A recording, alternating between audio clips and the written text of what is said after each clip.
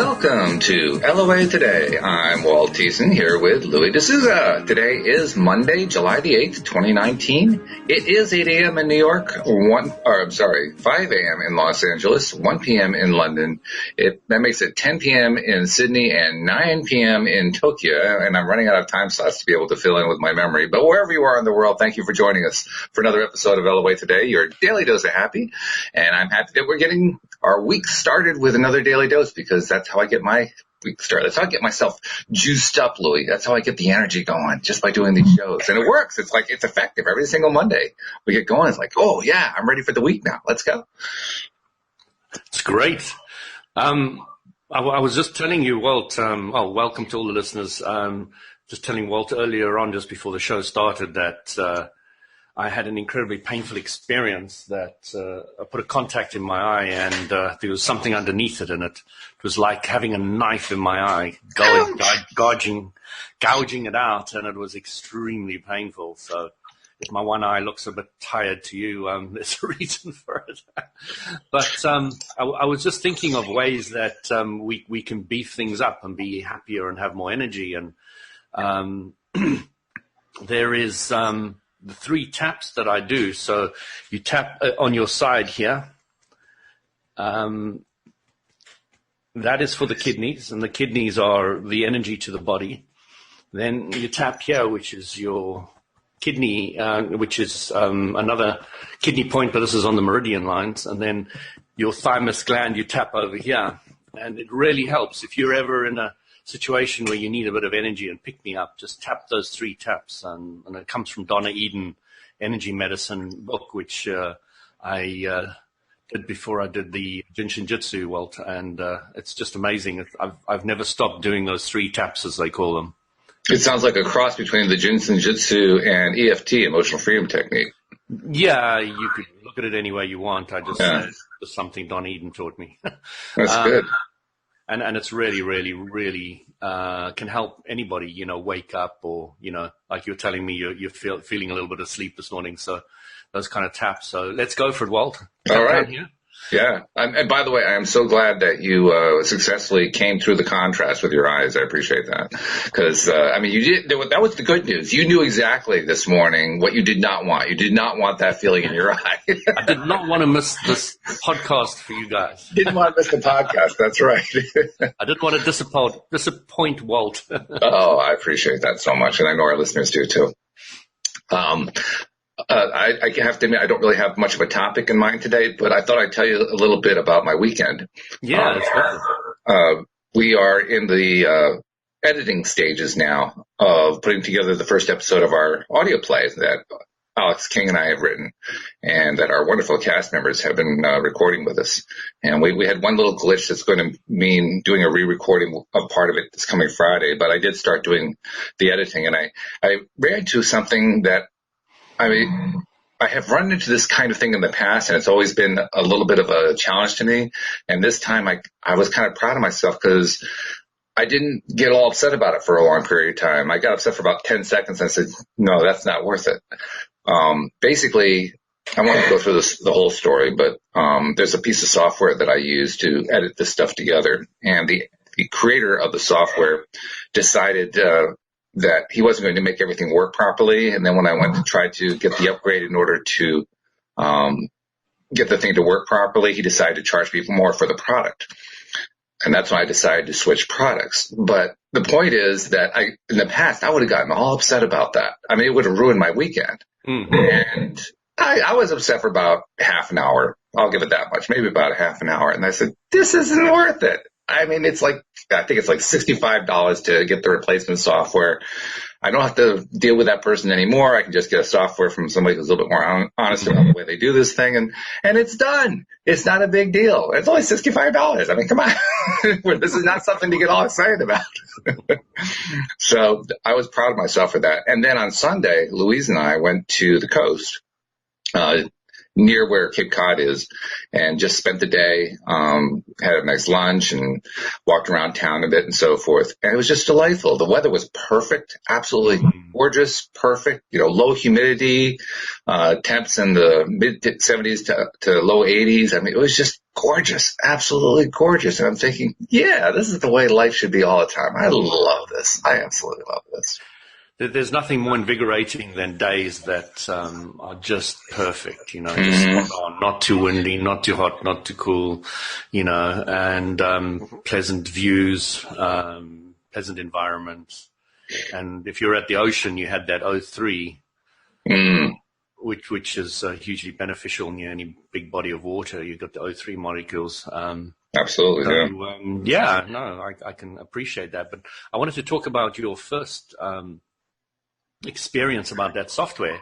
Yeah. And what you're doing is you're living your philosophy. The philosophy now is focus more on what you want and less on what you don't want. Right. Shortening the time of those don't want periods of angst and frustration, etc., and moving on to what you want, and then poof, you just feel so much better, as you say. You with a product which you feel more comfortable with maybe somebody who produced it who's a little more ethical in your mind, and so you can feel free and happy, and you didn't languor in the area of toil and trial and annoyance. And I could have easily stayed there too. I mean, that would not have taken very much for me to stay in that spot for like the rest of the weekend and ruin the trip to the coast and everything. I could have easily done that.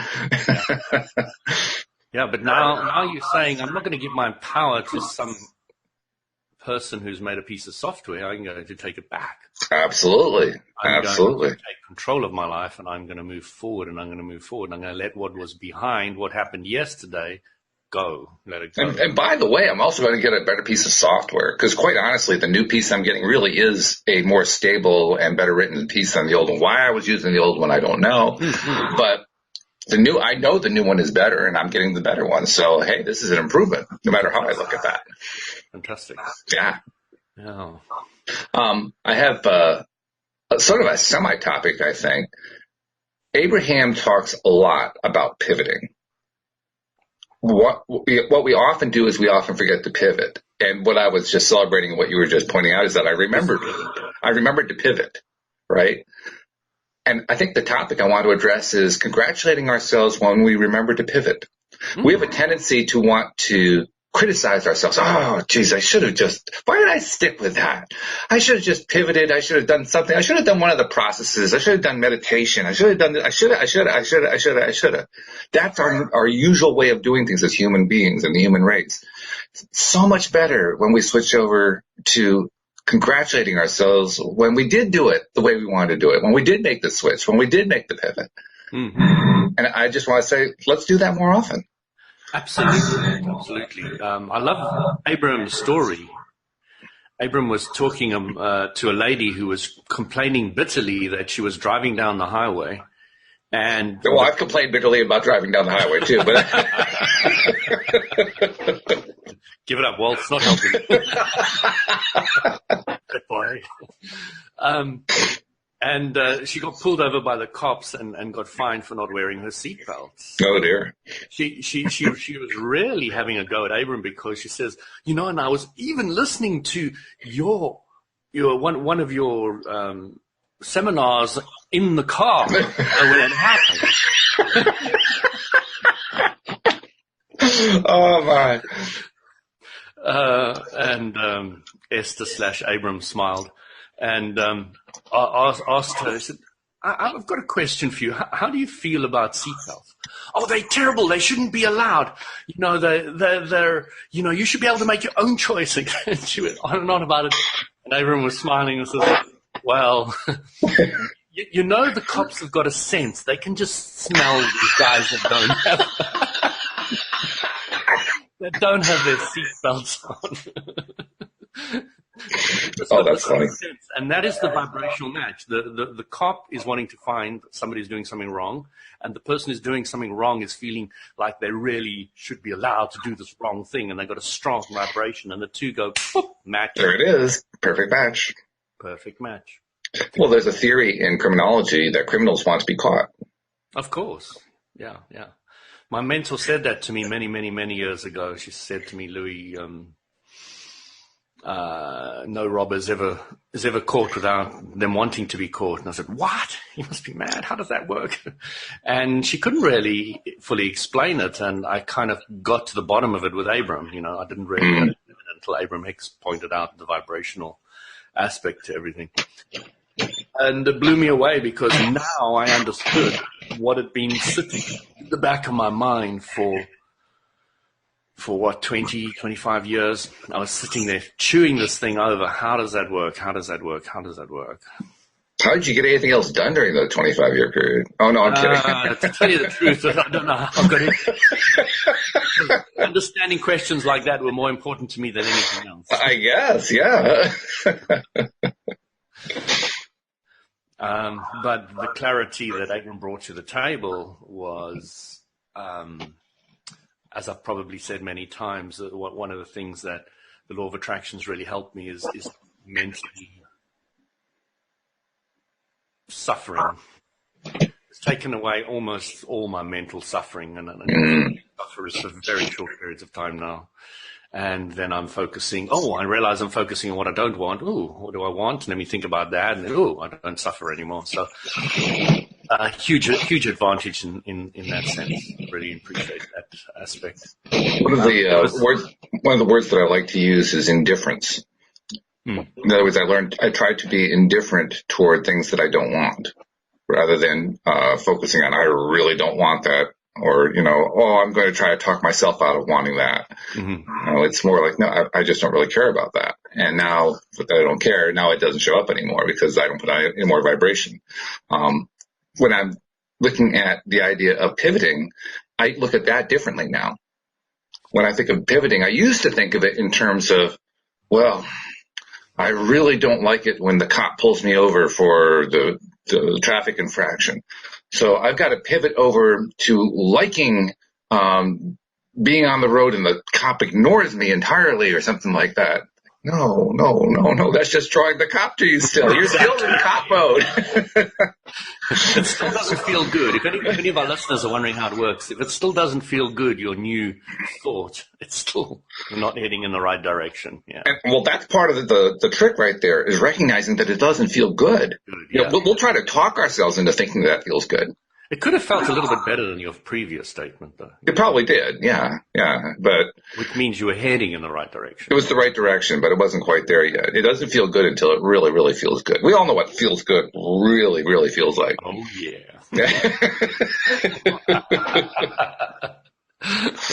It's interesting, too, how often we will argue for it feels a little bit better as if it were feeling good.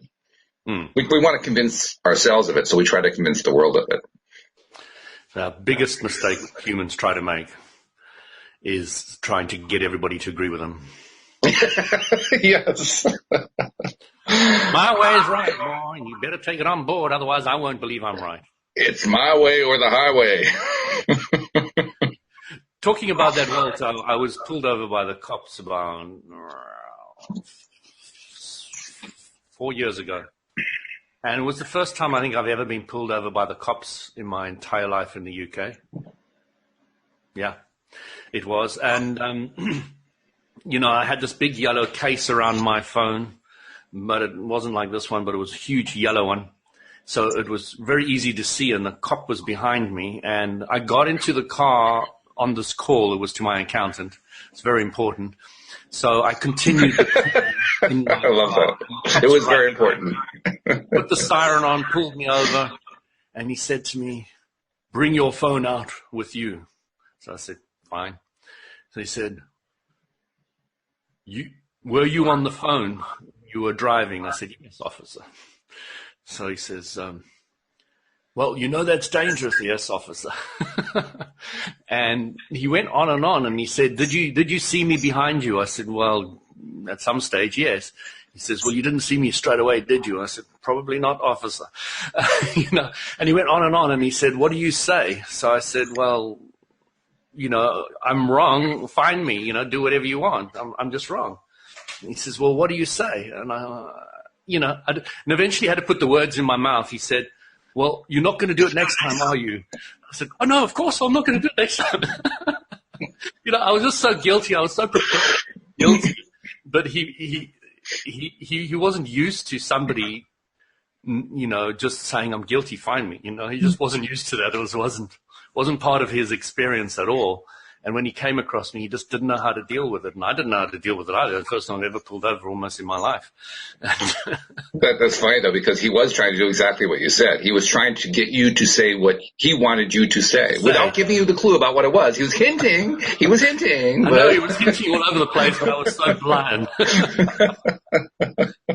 I'm not very good when it comes to subterfuge. I can't tell you how many teachers I had in school who used to play the same game, and they'd get really upset if nobody was actually guessing what it was that they were supposed to be saying. So the class would be throwing out guesses, right? Well, are you saying this? No. Well, are you saying this? It's like charades on steroids in front of the entire class. And the best part was when the principal would get in front of the entire school in the auditorium and do the exact same thing. And now you have the entire auditorium shouting out answers to him. Crazy. The games we play, but it illustrates in a very effective way how futile it is to try to play that game. Because we try to play that game thinking it will make us feel better, and it actually just drains us of energy. Right? I mean, how much energy does that teacher put in who's trying to get the class to guess what it is that he or she is driving at? And then at the end of the day, I'll bet you that same teacher goes into the teacher's lounge and complains how wiped out they are. Yeah. Right? Yeah. And it's not just teachers. I don't mean to pick on teachers, by the way. I mean, we all do this. Huge numbers, multi-millions of people do this on a regular basis every single day. You can do it at your job. You can do it with your family. You can do it with the cops. I mean, you can do it everywhere. Yeah, it's interesting that I wasn't a vibrational match to getting a fine, but I obviously had somewhere a vibrational match that I shouldn't be on the phone in the car. Otherwise, I wouldn't get pulled over. Because, I pretty much disobey many driving rules and laws all the time. Remind me not to drive on the same highway as you, but go ahead. I would rather drive next to me, but that's another story.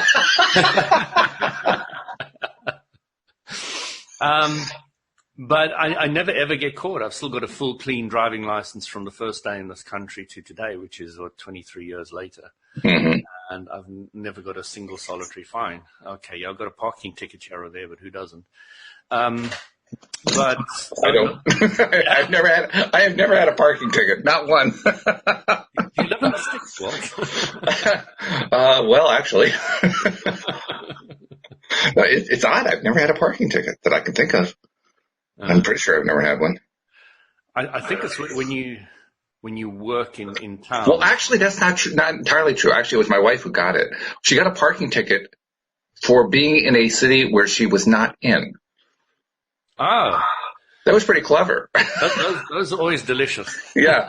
She ended up contacting the state government about it, and they now, of course, take pictures of it, right? And they brought the picture up, and it was not her car, but the license plate was very, very similar, and it was a little distorted, so it looked like it was her license plate. Right. So it was She managed to convince them she hadn't learned bilocation yet.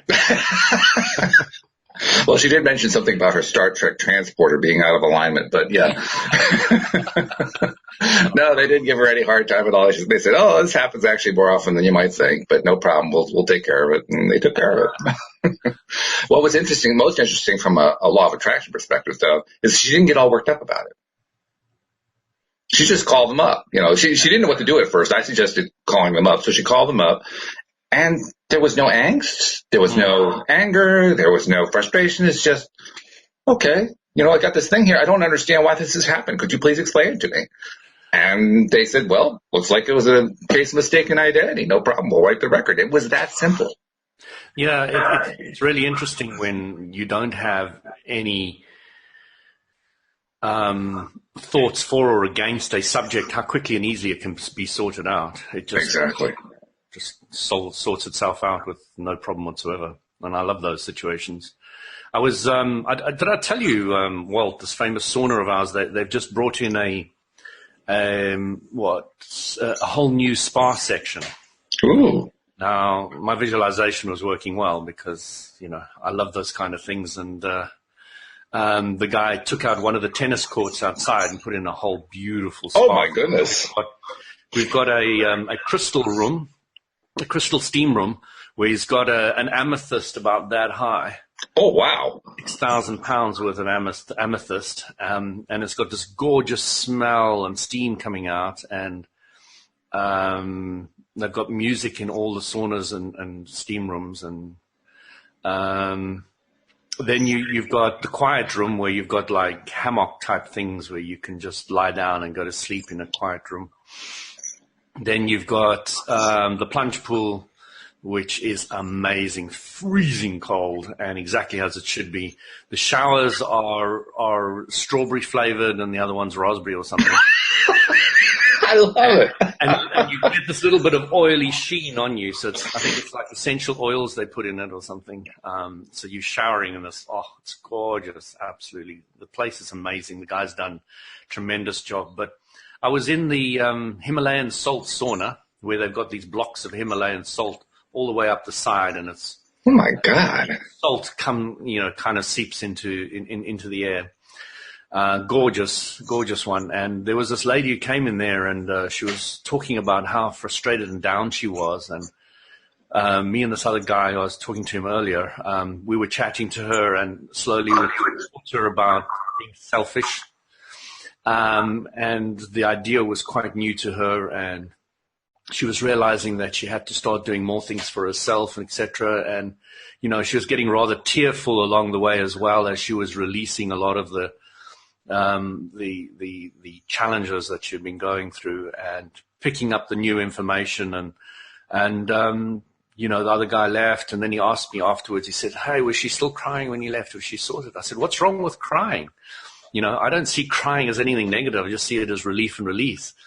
And, he kind of grasped what I was saying and went on board with it as well. But I chatted to her again in that crystal room later, and she was feeling so much better. She had like done a full 360, and she was perked up, and she was telling me she loves the plunge pool as well, and going through the contrast of the hot and cold, and how that's really helping her as well. And, when they built this place, they only opened it last week or the week before. And I've never seen so many smiles on all the club members' faces. It was incredible. Everybody was beaming from ear to ear. Absolutely amazing. I don't think I've ever heard of it. I mean, that sounds like something they might have in Los Angeles, but I mean, I've never, ever seen a spa like that. That sounds like an amazing spa. It's got an outside jacuzzi, which has got all the, lying bed area in the jacuzzi. It's got the outside sauna. So in winter, and it's got outside fire as well. It's got wow. area and everything, and they're going to serve you food and alcohol and everything there. So it's going to, it's going to progress into a place which I don't know if I want to stay at home anymore. That sounds truly amazing. I'm not sure if I'm totally into all of that stuff, but I'm just mind blown about the idea that there's a place that has all of that in one place. It's really, I mean, you're right. That guy really went all out to create this new spa effect. And it's also got 2 swimming pools, but they were there before. So it's got the big, half Olympic sized swimming pool. And then it's also got the kids one. Okay. And then it's still got the old sauna, old jacuzzi, and old steam room. So I'm also imagining there might be some tennis players who don't understand how law of attraction works, who are griping that their tennis court has been turned into a spa. But other than that, it sounds really great. It's a huge club with a lot of courts, so I don't think anybody really missed it. Nobody knows it. Oh, okay, good. It was one of those courts that I think was very rarely used, so they did it that way. And of course, in winter, it's hardly ever used because they don't use the outside courts as much. But, besides, it would be, even if it was creating a problem for someone, it's just another opportunity for them to understand and learn how the law of attraction works. They basically have set themselves up on more time. Well, okay, have fun. It was interesting what this lady was saying, though, Walt. She was saying that, she was left quite a lot of money, and unfortunately she told her family, and now her family are leeching off her. Oh. And I can imagine how horrendous that kind of situation is. And she feels she can't say no, It's just can't say no. So she's paying for this one's mortgage and paying this and doing that. And it's really, it's a tricky situation to get yourself in, because you just dig yourself in deeper and deeper, don't you? Mm. It just gets like a bottomless pit, and you don't know how to get yourself out of it. Well, clearly it's something that she attracted. Yeah. There are many people who talk about, what do they call them? Soul contracts, where you come into life to set yourself up for a certain thing so you can experience it. It almost sounds like one of those situations. She set herself up to attract this money so she can experience people leeching off her, so that she can basically learn how to handle that without feeling like she's getting sucked down. And that sounds like what's happening right now. Yeah, I'm not so sure about this whole soul contract idea. I'm not sure if I'm completely sold on it. I can't say I'm completely sold on it. I'm fascinated by it. Certainly some of my co-hosts are very much into it, very much believing of it. I'm like, maybe. I mean, I can certainly conceive of it being true.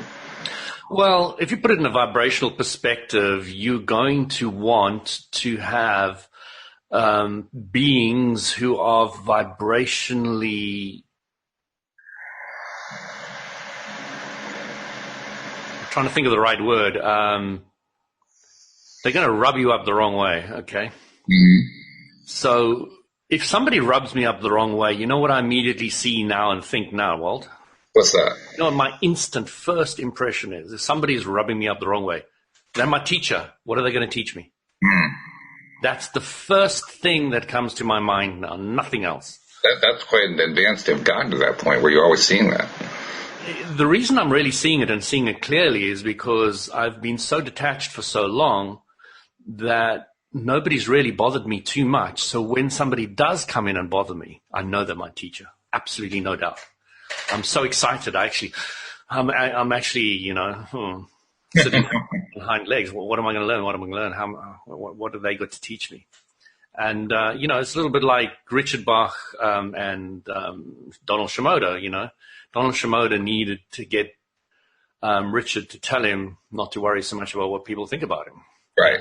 That was the lesson that came out of it. And, even though Donald Shimoda got really cross about it in the beginning, and that showed that it was definitely a lesson he needed to learn, he moved through it and moved on. Mm-hmm. And then got somebody to shoot him. But, there's different ways of dealing with it. I always was a little bit puzzled by that choice. I figured, okay, there must be some reason for it, but let's just say it wasn't in my top 10. I know, Walt, you like those stories that end on a pleasant... I do. I love them. They're called fairy tales, Walt. I know they are. That's what it's called by people who don't understand the true meaning of them.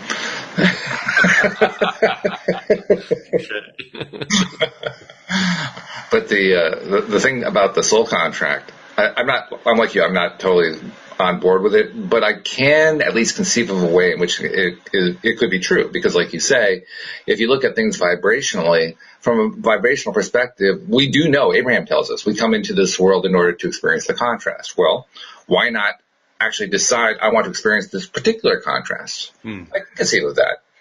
It does kind of strike me as being similar to trying to micromanage the universe about I need to meet that specific person over there rather than a person who meets my list of criteria. But people do that all the time, so why wouldn't they want to necessarily do that before they come here? I mean, I can't rule that out. I can see somebody picking that. But you see, what you can't pick is the path they're going to choose in their life, and their path that they're going to choose in their life may be way away from you. So it seems a bit arbitrary to pick somebody who may or may not be there at some stage in your life.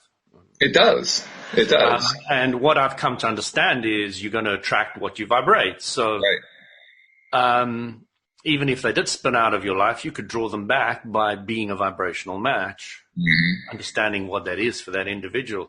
And mimicking it, but not many people have really understood how to do that yet. And I'm one of them, because I understand the philosophy, but to mimic the vibration where somebody is at completely. If I was completely the same vibration as you, Walt, you know what would happen? I'd become invisible. That's interesting. Talk about that for a moment. Well, it's an ability some masters are purported to have, is that they can be in a room, but because they meld with all the different vibrations from the angle that the person can perceive them, they vibrate at the same frequency as that individual, then nobody can see them. They become invisible. And it is just a vibrational thing. So, as soon as they want that individual to see them, they start not vibrating the same, and they vibrate the contrast, and we can see the contrast quite easily, and that's how we all perceive everything, is through contrast. And once there's the contrast again, then suddenly they miraculously instantly appear in front of them when they actually were there all the time. It sounds like what they're actually doing is taking advantage of the phenomenon we call resistance. Because most of us, most of the time, when we're trying to attract something, whether consciously or subconsciously, we have also a certain degree of resistance that's involved. And that resistance keeps it from showing up instantaneously. Well, if you have resistance that's involved, then that resistance essentially blocks you from noticing that thing that is what Abraham calls in your vortex. You can't see it. You can't tell it's there, even though it's already shown up. And so we think, well, it hasn't shown up. That's what it sounds like to me that you're describing. You're describing the same phenomenon, just done deliberately rather than through the way LOA works. Well, I would put it slightly differently, Walt, and I'm not quite sure I fully understood where you were coming from, but I would say that when there is no resistance, you can't perceive anything. When I am exactly the same as you, it's unperceivable. But when there is a resistance, when there is a difference, then you can easily perceive me. So if I attract something and I attain the same vibration as the thing that I attract and I bring it to myself, that suggests it's always going to disappear. It's got a lesson, and once you learn the lesson, it disappears, yeah. So you think that all of life has lessons. You're part of the Richard Bach School. Everything's about learning lessons and having fun.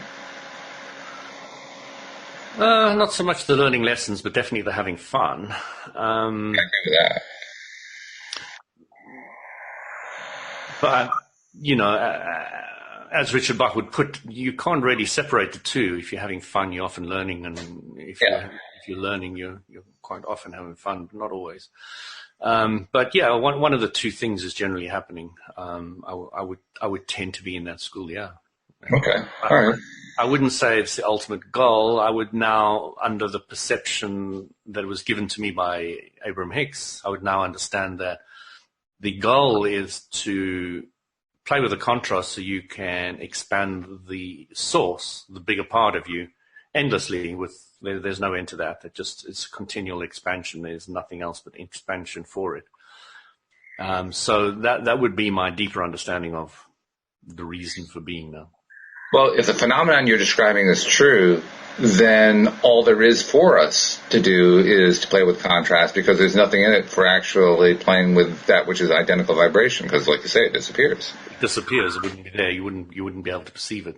So when you're a vibrational match to something, first of all, you don't have it. It's a thought. And let's say I want a teacher, all right? So I'm not going to bump into too many students because I'm looking for a teacher. But when a teacher is looking for a student, and that's a thought of what they want, and a thought of what I want is a teacher, then the vibrational match is the two of them. Okay? Okay. And that is what a vibrational match is. So Yeah. one is looking to teach, one's looking to learn, and that is the match. It's not that they're both teachers, not that, a teacher probably wouldn't see a teacher if they were teaching exactly the same thing that they were teaching. That's the kind of invisibility. I'm still concentrating on that one, asking myself, do I think that's true? Do I think that's true? I'm not so sure it's true. I'm not so sure it's true. And the reason I don't think it's true is because of the concept I am. I am is, this is a Neville presentation. Neville Goddard talks about how I am is the first step to every form of manifestation, every type of creation. It's what begins all of it. And it is an affirmation of self-existence, but it's also an affirmation of consciousness and of ability to create and ability to imagine, have that imagination turn into a thing, and so on and so forth. If I start with I am is a form of self-awareness. And the moment that I have self-awareness is the moment that I have in my mind the ability to, quote, see, unquote. And I don't necessarily mean with my eyes. I mean to sense, to be aware, to have that self-awareness. Well, if I can attract something that has the same vibration, what you're saying is the moment that it arrives, I won't have that sense of awareness of it. And I think what happens is when it shows up and comes to me, it kind of like becomes an expanded me, and so my awareness increases. You see, I think where people struggle with vibration is, and similar vibration is, let's use the teacher-student again. So the student is obviously a very different vibration to a teacher, yes? At the moment that they're a teacher and student, sure. Yeah. They're completely different vibrations. So what is the area in between the teacher and student that bonds them? What does that look like? It's the common topic, the topic that the student's coming to the teacher about. And the teacher wants to teach a student, yeah. Presumably. Not always true, I found, but yes, ideally. Well, let's just talk from a vague vibrational point of view. One wants to teach and one wants to learn. Okay, and inside that vortex, although they're very different, there is a bond of what they want. And it's in that bond that everything happens. Mm-hmm. Some of the most amazing things in your life will happen when you manifest things. We all know what it's like to, hey, I always wanted that red car. Now I've got it. Yeah, it feels so good. You know? Or like me, I always wanted a teacher. And when I got one, I just felt so good. It was the best thing in my life. And as it matured and changed and grew and all the rest of it, it was an incredible experience. But, I wasn't the teacher. They were the teacher and I was the student. And it was just a beautiful relationship. So, it's something I'm still getting my head around, but I'm starting to put the pieces together to it all. Because when you get what we're talking about here, about that mix in between the master and the student, or what a vibrational match looks like, then you can start very consciously achieving one, and from a very clear vibrational point of view. And then your manifestations just get easier and easier, and that's what we're all like, I think. Mm-hmm. When you want something and you get it, it'll make you incredibly happy. And when you want something and you don't get it, something's going to make you incredibly unhappy. It's a very simple statement, but incredibly accurate and powerful in my understanding. And, the most satisfaction I've ever got in my life is when I've achieved certain dreams of mine. I mean, I think most people would agree with that. Mm-hmm. And, it's the starting to become clearer and clearer how that manifestation takes place, that you start getting the picture of how you can really carve your life out into any way you want. Walt, the only reason I can't play a violin, there's only one reason. I don't believe you can. I don't believe I can. And that's just an amazing statement. And you start realizing there's nothing I can't do on this world. Nothing. I can be. By the way, I actually proved that to myself one time. No, I do have a musical background. I played piano and guitar and a little bass guitar. And one day I was in that same thought. Now, this was long before I knew about law of attraction. I didn't know any of this stuff. I barely knew anything about Anthony Robbins. I mean, that's how far back it was. And I remember saying to myself, it would have been great if I could have learned how to play the violin, but I never did, and I don't know how to do it. And then I thought about it for a minute, and I said, well, I do understand musical notes. I understand musical theory. I know how the scale works. And I kind of vaguely understand that a violin is like a guitar. It doesn't have frets, but, you go higher up on the fretboard, or not the fretboard, but the neck of the violin toward the body, and you're going to get higher notes. You go down toward the pegged area, and you'll get lower notes. It's got to be similar to a guitar. Maybe I can play a violin.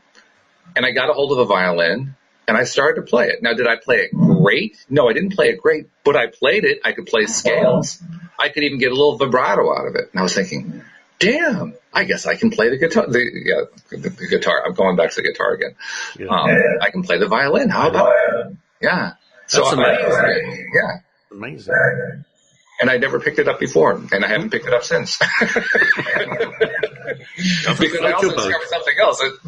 I mean, every musical instrument is a little uncomfortable to play. There's always some area of discomfort for any given instrument. With a guitar, it's about developing calluses on the left hand fingertips, because the first few times you're pushing those strings down, it's digging into your fingers like, oh, geez, this is really hurting. But then you develop the calluses and you don't notice it anymore.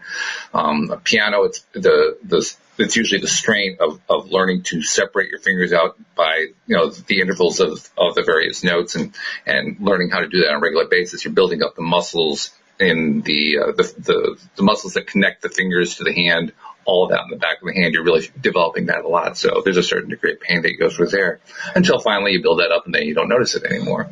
Mm-hmm. With violin, you have this thing tucked under your chin against your collarbone, and you're holding it in place in this awkward position while you're trying to do this. And after about 10 seconds, I was done. I didn't even want to learn to feel good about that one.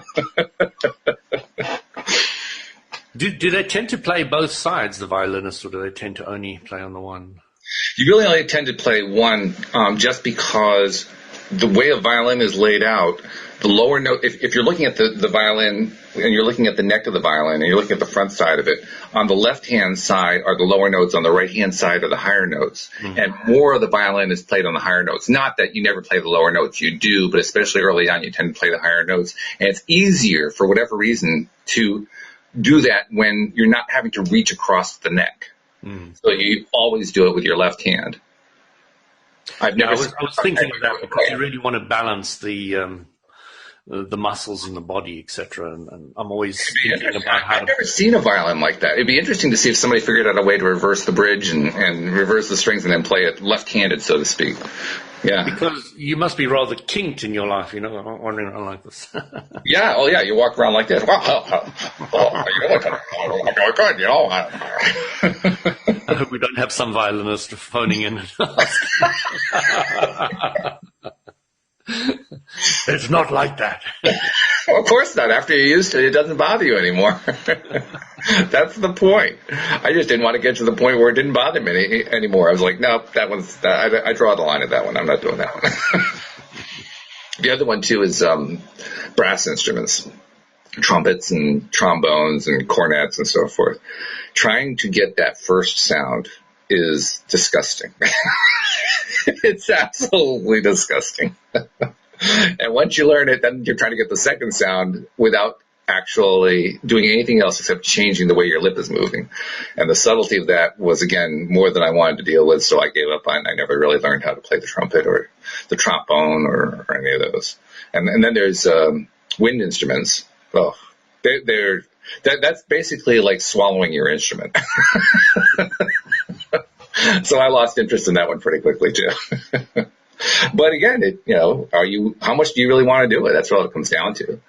If you really want to do it, you put up with the discomfort for a bit, then the discomfort goes away, and now you're a clarinetist or whatever. I remember this Tai Chi guy, he was saying, I had this very official Tai Chi school, and everything was straight angles and all the rest of it.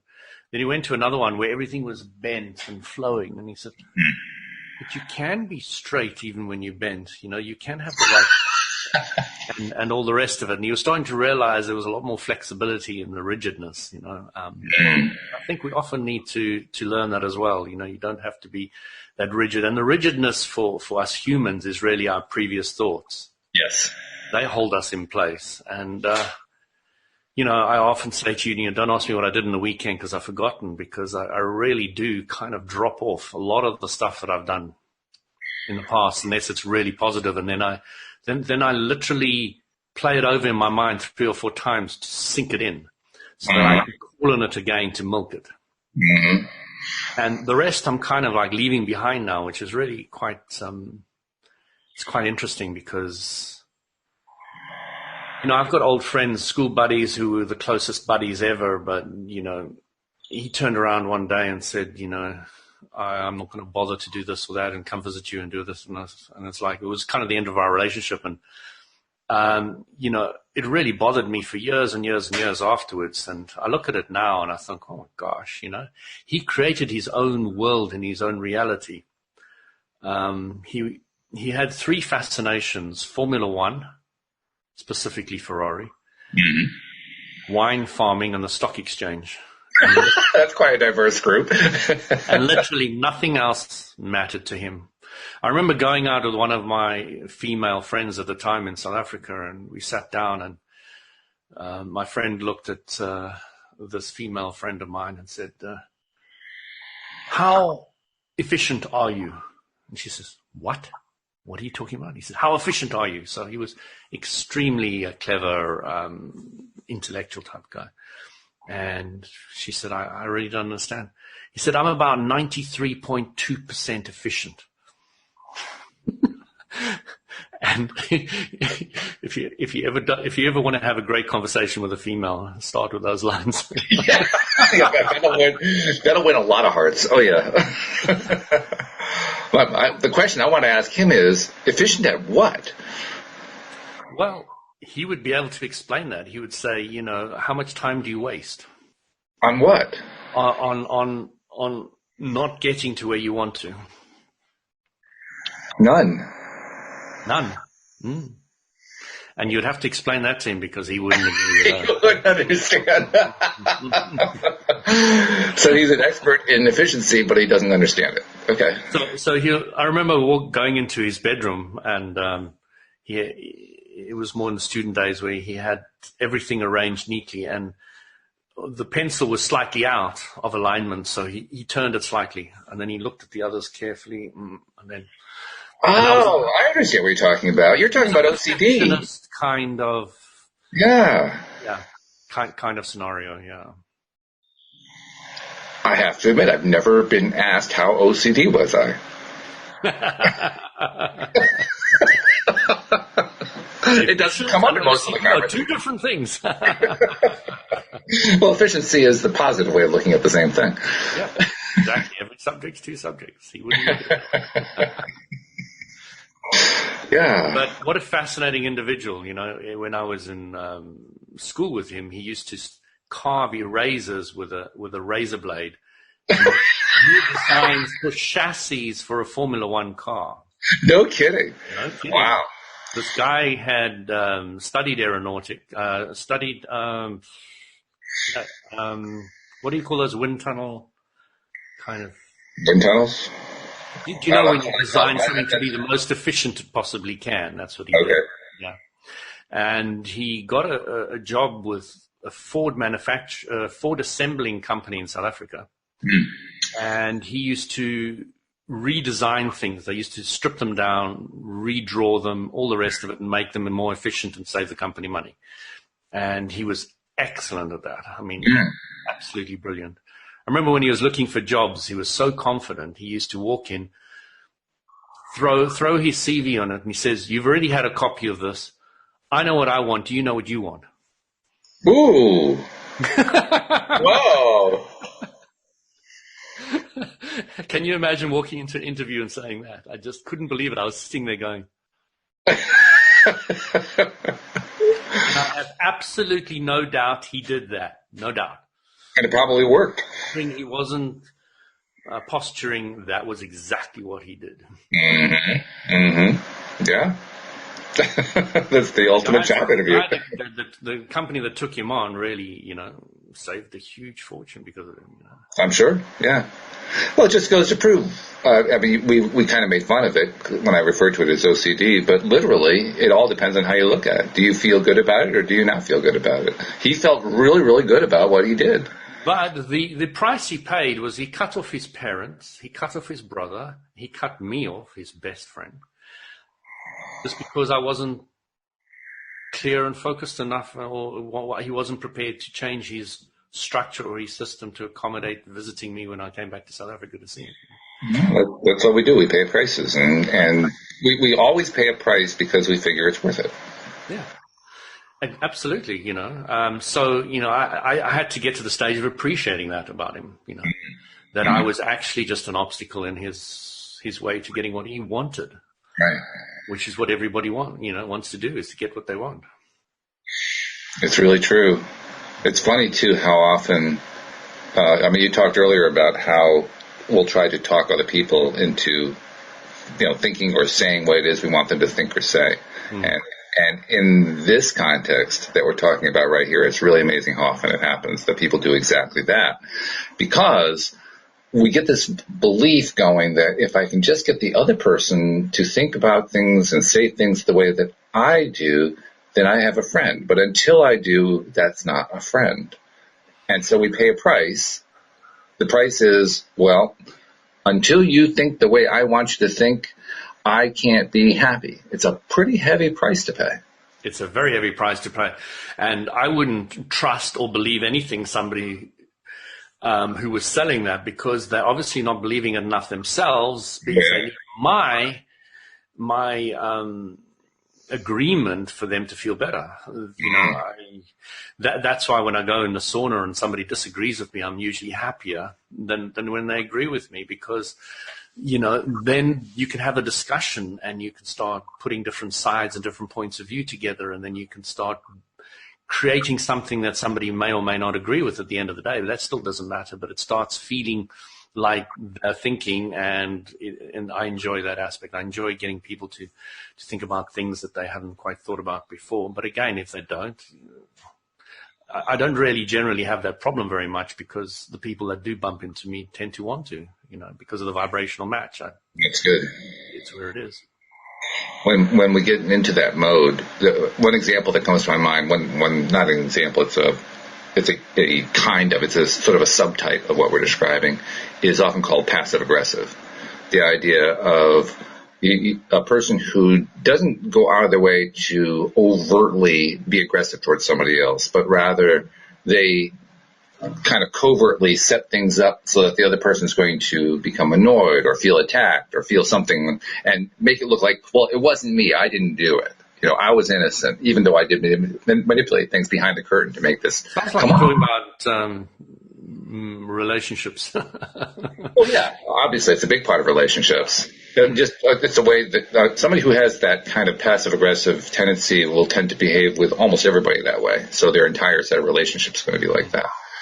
And the interesting thing about that, you mentioned that whenever we're pursuing something, we're doing it because we think it'll make us feel better, because we think it'll make us feel happy. I've never yet met a happy passive-aggressive person. It's really interesting. They keep trying to manipulate people, and they do get a charge out of it. You can tell that they get a charge out of it. Yeah. But they're never actually happy. They never demonstrate happiness. It's like, gotta get the next one. Gotta get the next one. Gotta get the next one. But they must be demonstrating it somewhere, otherwise they wouldn't be alive. Well, they're demonstrating it on a minor scale every time that they get a little bit of a charge, But they never actually get to joy. They never actually get to happiness. They're always like 25 levels down from there. They're not in pain. They're not in agony. They're not in anger. Well, they might be actually, but they're not. They never get to the higher levels. They just kind of float around on those lower levels for endlessly, really. Well, again, I would never want to talk about somebody else's experience in life without actually walking in their shoes. True, yeah. We can't really know what's in their heads. You're right. And I'm sure that these guys at some stage have had extreme happiness and other things and all the rest of it, but the snippets that you get to perceive of them definitely don't seem to be that way. No. Yeah, you're right. There must be some point in there. Well, actually, I'm not 100% sure of that. I would think that would at least be possible, but I guess it depends on how often they engage in the behavior. Don't worry, Walt. They will die and then come back and have another chance of playing. Yeah, I suppose so. Yeah, but I guess it's just that anytime I've known somebody like that, well, first of all, I don't know them very long because I don't like to hang out around them, so I tend to move away. But to the degree that I've hung out around somebody like that, it's almost like they want. It's like they prefer to feel not good, because feeling not good is good. That's the perception I get from them. And I think that's what drives me away. There's no happy ending in that. No, I mean, once you become more and more positive, those people simply won't appear in your life. So it's not something I can think about anymore. There was a lady who was saying recently that children are vulnerable. I said, what do you mean children are vulnerable? Good for them is what my reply is. I'm glad to hear it. Yeah, I know. That would have been a great answer. Actually, probably, I wish I could rewind and go back and say that's probably the best answer I conjured up other answers. I said to her, wouldn't a more accurate statement be everybody is vulnerable some of the time? But I think I made a bit of a mistake. I said to her, my children aren't vulnerable, to make it personal, which was a bit conflicting, which wasn't the best answer. Your answer would have been... Well, even my answer was a little bit problematic because the word vulnerable has multiple meanings, and that's what we're dealing with. We're dealing with the fact that people have different perceptions about what vulnerable means. The vulnerable she had in mind, I can almost certainly guess, had something to do with being a victim. Yes. And one of the teachers that they've got at the moment for the kids is rather brutal, I suppose is a word somebody might use. But again, my daughter has never come across that, but other children have. So, what does that tell you?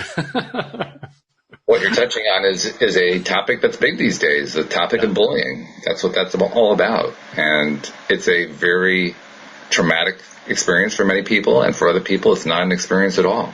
Exactly. For exactly the reason you're talking. I was bullied as a kid many times.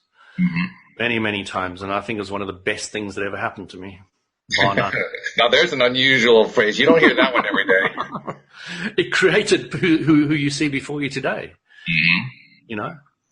I wouldn't be carved into the form that I am now and to who I am now without those incredible teachers, those lovely bullies. And I was bullied in ways you have no idea. I don't think I had anything anywhere near you had. Mine was very relatively low-key compared to what most people experience. But I have experienced bullying. And it took me a long time to kind of come to terms with what happened. But I agree with you. In the long run, when you can look back from the long-run perspective, I gained some self-love, and I learned how to place borders and boundaries that I didn't know how to place before, and I became a fuller person just because I wasn't giving energy away that I didn't have to give away. Yeah. I remember being bullied slightly differently at school once. There was this peer of mine female whose surname was Hogg. So Miss Hogg hugged all the awards for everything. I mean, if there was an award, Miss Hogg got it. Okay, and we kept on teasing her that she hogged all the awards, but never mind. She caught me brawling in the passageway at school with a couple of my friends, and walked past us with a nose like a bunch of plebs. And I felt terrible because I had no idea what the word pleb meant. I was just going to ask, what's a pleb? I don't even know. A peasant, a low-class peasant. Oh, is that what it is? Oh, okay. If I'm going to be insulted, I figure I ought to know what the insult means, otherwise it's kind of pointless. I did look it up afterwards, and well, you didn't have Google available to you. That's the problem. It took me a couple of weeks to find the library and get open. Oh my, that's funny. You get different kinds of bullying, don't you? But we're up. We're almost finished. We are. I want to make sure I get the announcements in. Very simply, if you're not yet a subscriber, this is the kind of thing you get. I mean, every single show is different. We're talking about different stuff, different co-hosts, different ways of approaching it, but you get really good stuff every time. So become a subscriber, rather, by going to elevatoday.net. Yeah, that's right. By going to elevatoday.net, and it'll walk you right through the process. And then, of course, make sure that you're sharing the fact that you're getting your daily dose of happy so that other people are getting it as well. And by the way, people are sharing, Louis. We know that because numbers continue to grow. We're up at higher levels than we ever were before. So thank you to our listeners for that. And thank you also for your insights. I mean, we learned all kinds of cool things today, including how not to care about being a bully, which is a good thing. Or being bullied, for that matter. We definitely don't want to care about that. We want to let that go as soon as possible. Imagine how long the bullying will go on if you love it so much. Endlessly. There's another way of looking at that, Walt. Oh, that's what I mean about indifference. When I learned how to become indifferent with those bullies who were, teasing me constantly. And I finally just learned to ignore it and not give it any energy, and it went away. It took a little while, but it went away. I didn't have any problems the last 3 or 4 years of my school, but before that. And by the way, I can look back now and I can actually see the timeline, so to speak, in which at first I was giving them energy, but I was trying to ignore them. But the energy was still there, and the angst was still there, and the anger was still there. And then over time, I became less and less angry, less and less angst, and I got less and less attention until finally it disappeared entirely. Mm-hmm. So it was me. All I had to do was just let go of that, and it would have stopped. Yep. It's lovely that they don't teach us at school, and we can have some more bullying. And yet we somehow managed to learn anyway. I mean, it's just incredible. So with that lovely thought in mind, thank you very much for the conversation. I really appreciate it. And likewise, thank you also to our podcast listeners and to a few people who popped in on the live stream, and we appreciate you as well. We'll see you all next time here on LOA Today. Goodbye, everybody. Carpe diem. Take care.